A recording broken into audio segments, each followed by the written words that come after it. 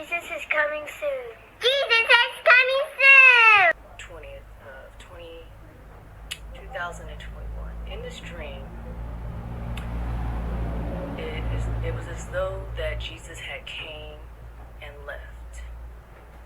And I was in this city, and in this city, people were walking around, and the only thing I could observe was the entire city was scorched.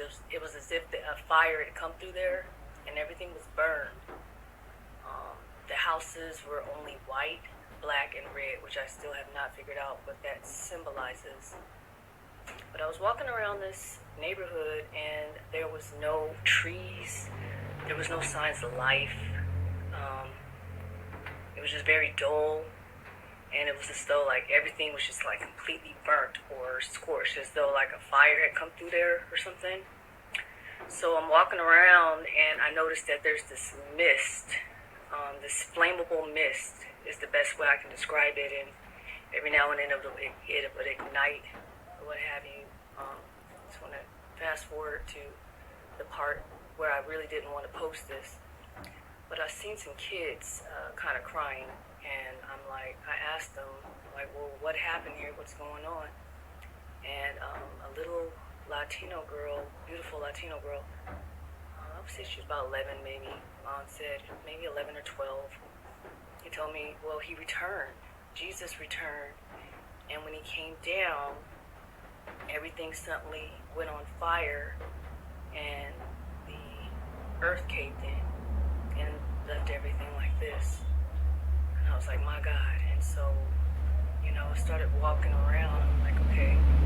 And I noticed everyone in this dream, it was as if they had no emotions. It's the best way to describe it. Everyone was apathetic, either sad or apathetic, like literally like there's no emotions whatsoever.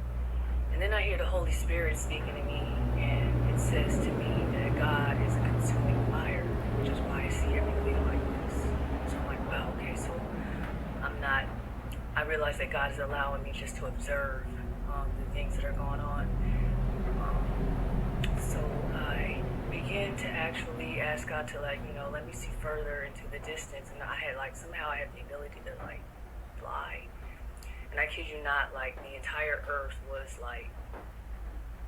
black or scorched. Scorched is the only word I can use. Everything was burnt up. There was no trees. There was no water. There was no signs of life. There was just a few people walking around. And I just get really sad. And so I'm like, okay, let me sit down and begin to pray for these people. That's the first thing I thought, let me pray. And so as I get down, and it was something said that the Holy Spirit had left. And so even as I began to gather my mouth to try to pray and say something, it was as though that God had removed that privilege. Like you could no longer pray. Like the Spirit of God was gone.